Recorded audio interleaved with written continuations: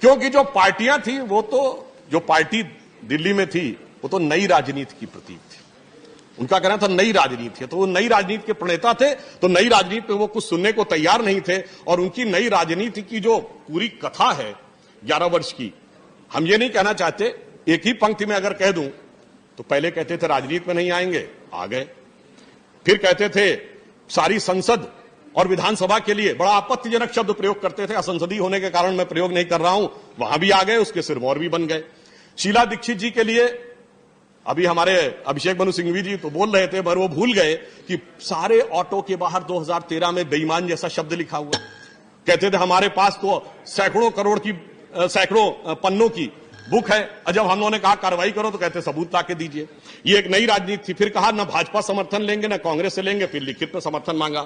फिर कहते थे जन लोकपाल लाएंगे, जन लोकपाल तो छोड़िए, अपनी पार्टी में एक लोकपाल थे उनके एडमिरल साहब, उनको भी समाप्त कर दिया। फिर कहते थे सीएम आवास नहीं लेंगे, वो भी लिया, सुरक्षा नहीं लेंगे, वो भी लिया, अब वो वैगन आर कार भी नजर नहीं आती है, और चार्टर्ड प्लेन की भी आवश्यकता पड़ी, कोई बात नहीं। कहते थे नो वीआईपी कल्चर। याद करिए 2015 में 26 जनवरी का दिन, जिस दिन बराक ओबामा आए थे, उस दिन बाकायदा उनकी पार्टी की तरफ से यह कहा गया कि पूर्व मुख्यमंत्री के रूप में जो वीआईपी सीट मिलनी चाहिए थी वो नहीं मिली। इसका अर्थ यह हो गया। फिर इतना ही नहीं, बिहार में जाकर राजद और अन्य दलों के साथ वो खड़े हुए जाके माननीय सभापति महोदय, ये मैं सिर्फ ये बताना चाहता हूं कि जो लोग कहते थे कि हम नई राजनीति लाएंगे, वो आकर कैसे कैसे कैसे कैसे रूप बदलते हुए कहां तक पहुंच गए।